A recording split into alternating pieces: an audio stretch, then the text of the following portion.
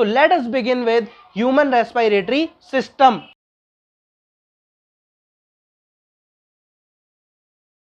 तो अब हम डिस्कस कर रहे हैं human respiratory system. Human respiratory system से पहले हमने क्या क्या पढ़ा था? हमने देखा था रेस्पिरेशन क्या होता है। रेस्पिरेशन के two types, anaerobic and aerobic. Anaerobic and aerobic में हमने पढ़ा था एरोबिक में कि प्रेजेंस ऑफ ऑक्सीजन होता है। एनारोबिक में दो condition, lack of oxygen and absence of oxygen. Lack of oxygen और एब्सेंस ऑफ ऑक्सीजन में हमने, और प्रेजेंस ऑफ ऑक्सीजन, तीनों के केस में हमने डिस्कस किया था पायरुवेट और एनर्जी कैसे ब्रेक डाउन होता है। इथेनॉल, कार्बन डाइऑक्साइड इधर होता है, वाटर और कार्बन डाइऑक्साइड उसमें बनता है लैक्टिक एसिड। तो इन सबको पढ़ने के बाद हमने दो एग्जाम्पल लिए थे। हमारे मसल्स में क्रैम्प्स पड़ जाते हैं जिसकी वजह से पेन होता है, जैसे कोई एथलीट रन करके आ रहा है, कोई हार्ड वर्क कर रहा है, उसकी वजह से जो क्रैम्प्स पड़ जाते हैं, मसल्स में पेन होता है उसकी वजह से। अब उसके बाद हमने देखा ईस्ट का में केक फ्लफी क्यों होता है, केक, ब्रेड, ये फ्लफी क्यों होते हैं। उसमें हम क्या कराते हैं, ईस्ट का फर्मेंटेशन कराने के बाद उसमें कार्बन डाइऑक्साइड का प्रोडक्शन होता है, उसमें बनता है एयर बबल्स की वजह से हमारा होता है केक फ्लफी। अब हम स्टार्ट करने जा रहे हैं human respiratory system. Human respiratory system का जो ये डायग्राम है आपके सामने है, आप इसको देख सकते हैं। ये डायग्राम के थ्रू हम इसकी मैकेनिज्म को समझेंगे, फिर हम आएंगे अपने टेक्स्ट पे, टेक्स्ट यानी कि नोट्स पे, नोट्स यानी कि थ्योरी पे। अब आप समझ गए होंगे। सबसे पहले हम इसकी मैकेनिज्म को समझ रहे हैं डायग्राम के थ्रू समझेंगे। तो सबसे पहले इसमें देख लेते हैं इसकी फिजियोलॉजी क्या है। फिजियोलॉजी में हमारे स्ट्रक्चर होते हैं nasal cavity, nose, lungs, bronchi, trachea, larynx, pharynx and alveoli. Alveoli क्या होता है, ये ब्रोंकाई है। ब्रोंकाई के बाद जो लास्ट ये स्ट्रक्चर होते हैं ये होते हैं एल्वियोलाई। ओके, ये ब्रोंकियाई, ये ब्रोंकियोल्स और ये है एल्वियोलाई। ओके,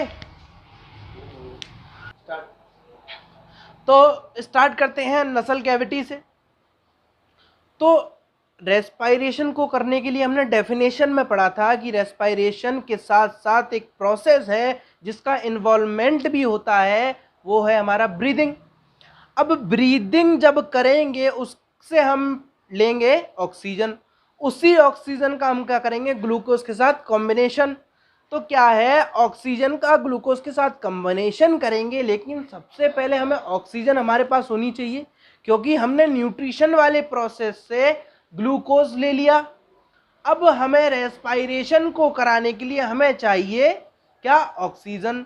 ऑक्सीजन का हम किससे लेंगे, ब्रीथिंग यानी कि एक्सटर्नल रेस्पिरेशन। मैंने आपको बता चुका है कि external respiration is also called breathing and internal respiration is called cellular respiration, जिसमें ग्लूकोज, पायरुवेट ये सब बनता है। ठीक है, तो nasal cavity, nose, lungs, pharynx, larynx, trachea, bronchi, आप इसका डायफ्राम, ये आप इसकी फिजियोलॉजी चेक कर सकते हैं।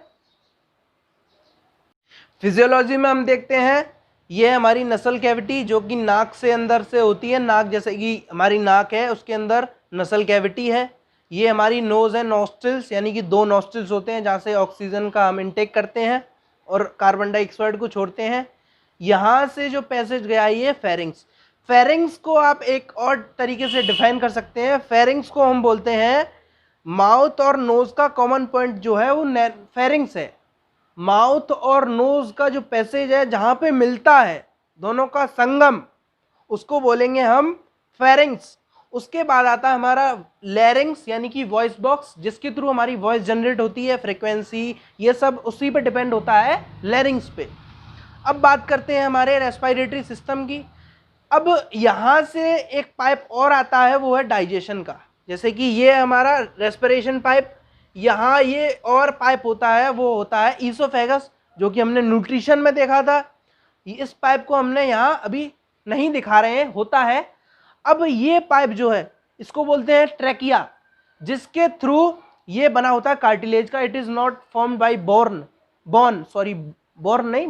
बोन यानी कि हड्डी, ये हड्डी का नहीं होता, ये होता है कार्टिलेज का। ठीक है, तो ट्रैकिया क्या है, ट्रैकिया यहाँ से एयर हमने नोज से ली, नोज से एयर पास होते हुए फेरिंग्स, फेरिंग्स के बाद लैरिंग्स, लैरिंग्स में ट्रैकिया में आ जाएगी वो। ट्रैकिया में आने के बाद वो जाएगी हमारी ब्रोंकियोल्स में। ब्रोंकियोल्स की ब्रोंकाई। ब्रोंकाई के बाद जो आपको रूट्स लाइक स्ट्रक्चर दिख रहा है इनको बोलते हैं ब्रोंकियोल्स। और ब्रोंकियोल्स के बाद जो हमारी एयर है वो जाएगी हमारी एल्वियोलाई में। ठीक है, एल्वियोलाई में जाएगी। और ये जो स्ट्रक्चर है ये है हमारा एल्वियोलाई, राउंड लाइक स्ट्रक्चर। इसको भी हम जूम करके देखेंगे। तो नसल कैविटी, नोज, लंग्स। अब नसल कैविटी से गैस गए, ऑक्सीजन गई, ऑक्सीजन के यहाँ ट्रैकिया में आते हुए ये पहुंच गई हमारे लंग्स में। लंग्स में क्या है, ब्रोंकाई, ब्रोंकियोल्स और एल्वियोलाई। यहाँ गैस गई, यहाँ से क्या होता है, डायरेक्ट कनेक्शन होता है ब्लड वेसल्स का। ब्लड वेसल्स में क्या है, ऑक्सीजन जाती है, वहाँ ऑक्सीजन रह जाती है। अब ऑक्सीजन वहाँ पे रह गई और वहाँ से क्या आएगा, carbon dioxide. Carbon dioxide back होके यहीं से पास होते हुए वापस चली जाती है। ये प्रोसेस हमारा हो गया ब्रीदिंग का। ओके, तो अब हम देखते हैं ह्यूमन रेस्पिरेटरी सिस्टम का थ्योरी। थ्योरी के लिए अभी तक हमने देखा nasal cavity, nose, lungs, bronchi, bronchioles. ये वाला जो स्ट्रक्चर है ब्रोंकियोल्स, इसको अभी हम और जूम करके देख लेते हैं। ये है हमारा, मैंने अभी आपको बताया उस डायग्राम में, ये ट्रैकिया, ट्रैकिया से आया ब्रोंकाई, ये है ब्रोंकाई,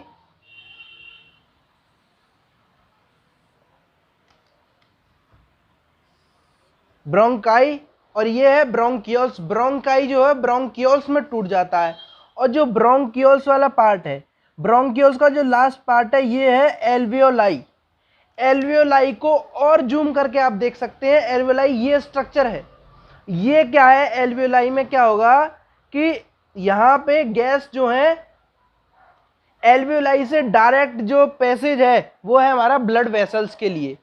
जो ब्लड वेसल्स तक ये एल्वियोलाई का पैसेज है डायरेक्ट ब्लड वेसल्स तक। ठीक है, ब्लड वेसल्स में क्या होगा, यहां से ऑक्सीजन जाएगी डायरेक्ट ब्लड में, ब्लड वेसल्स में। ब्लड वेसल्स से यहां से ऑक्सीजन जाएगी, उधर से क्या आएगी, कार्बन डाइऑक्साइड यहां तक आएगी। यहां से फिर एल्वियोलाई, एल्वियोलाई से ब्रोंकियोल्स, ब्रोंकियोल्स से ब्रोंकाई, ब्रोंकाई से ट्रैकिया, ट्रैकिया से आपकी जाएगी डायरेक्ट नसल कैविटी में, नसल कैविटी से डायरेक्ट नोज से आउट। ये ब्रीथिंग प्रोसेस हो गया कंप्लीट। यही रेस्पिरेशन है। रेस्पिरेशन में ग्लूकोज का हम कंबाइन कराएंगे। ठीक है, और जो हमारी ऑक्सीजन है वो किस में डिजोल्व होगी, हीमोग्लोबिन में। ठीक है, हीमोग्लोबिन में ऑक्सीजन डिजोल्व हो जाएगी, वो कहाँ तक जाएगी, हमारे लंग्स तक।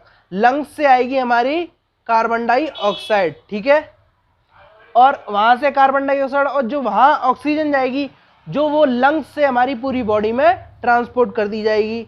और जो ब्लड है, ब्लड में से CO2 बाहर आ जाएगी, कहाँ से, यही पैसेज से जो मैं आपको बता दिया है।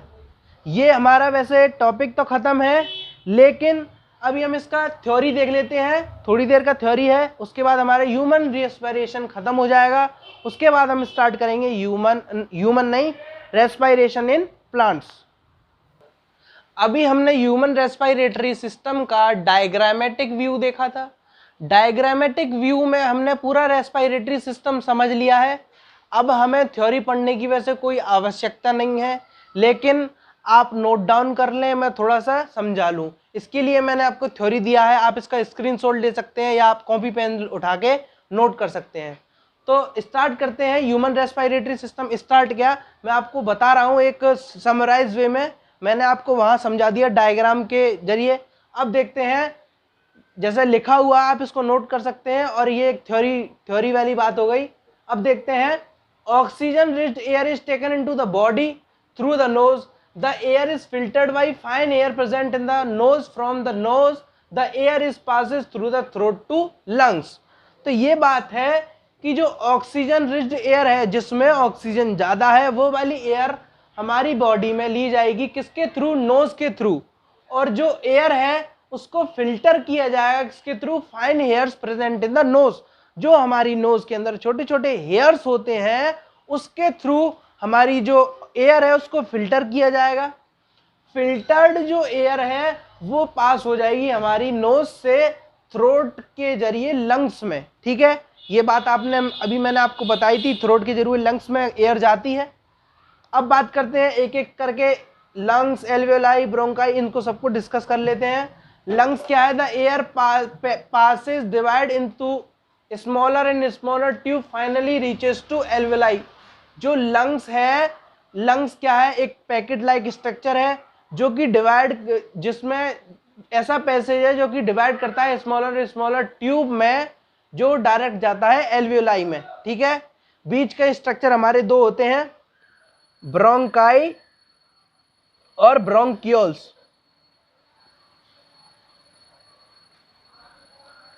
ठीक है, ब्रोंकाई और ब्रोंकियोल्स जो है एल्वेला, ब्रोंकाई लंग्स से जाएगा ब्रोंकाई में, ब्रोंकाई से जाएगा ब्रोंकियोल्स में, ब्रोंकियोल्स जे जाएगी यार हमारी एल्वेलाई में। एल्वेलाई क्या है? It is a balloon like structure which provides a surface for exchange of gases. The walls of alveoli connects with blood vessels. ये सारी बात मैं आपको बता चुका हूं कि जो एल्वेलाई एक बलून लाइक स्ट्रक्चर है, जिसका हमने अभी जूम स्ट्रक्चर देखा था, ये गया। अब एल्वेलाई एक बलून लाइक स्ट्रक्चर है जो कि सरफेस प्रोवाइड करता है गैसेस को एक्सचेंज करने के लिए। ठीक है, और जो एल्वेलाई की वॉल है वो कनेक्ट होती है हमारी ब्लड वेसल्स के साथ, ये भी मैंने आपको बताया था डायग्राम में। ठीक है, और then O2 dissolve in haemoglobin. जो O2 है वो डिसॉल्व कहाँ हो जाती है? हीमोग्लोबिन में। Alveoli and carried from lungs जो to cell in all body parts. और जो हीमोग्लोबिन है, हीमोग्लोबिन में ऑक्सीजन डिसॉल्व हो जाती है, और डिसॉल्व होने के बाद वो सारी सेल्स में पहुंच जाती है, और उस सेल्स के थ्रू हमारी पूरे बॉडी में पहुंच जाती है। और the blood brings CO2 from the cells and release into alveoli. जो ब्लड है वो CO2 को बाहर फेंक देता है और एल्वेलाई में रिलीज होके एल्वेलाई से कहाँ जाएगी? ब्रोंकाई में। ब्रोंकाई से कहाँ जाएगी? ट्रेकिया में। ट्रेकिया से विंड पाइप से होते हुए फिर कहाँ जाएगी? नोज से गेट आउट। ठीक है, ये हुआ हमारा ह्यूमन रेस्पिरेटरी सिस्टम। अगली वीडियो में हम देखेंगे रेस्पिरेशन इन प्लांट्स। प्लांट्स में रेस्पिरेशन कैसे होता है, अगली वीडियो में वो हम डिस्कस करेंगे। अभी तक के लिए इतना ही, धन्यवाद। हमारे चैनल को सब्सक्राइब करें, हमारी वीडियोस को ज़्यादा से ज़्यादा देखें। Thank you.